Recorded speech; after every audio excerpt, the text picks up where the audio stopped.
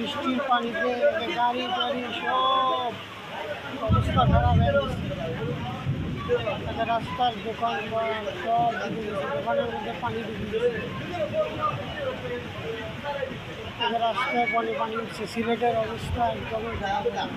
ওই মসজিদে পর্যন্ত পানি উঠে গেছে, সব কিছু নিচের দোকানগুলোতে পানিতে অবস্থা খারাপ হয়ে গেছে একদম।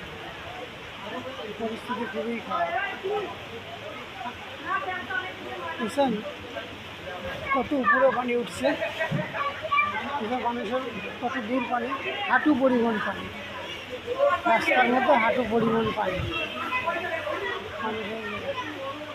মানুষ ওইখানে একটা বিট আছে, হাঁটু পরিমাণ পানি। কী অবস্থা, স্রোত, পানির স্রোত প্রচুর। এই যে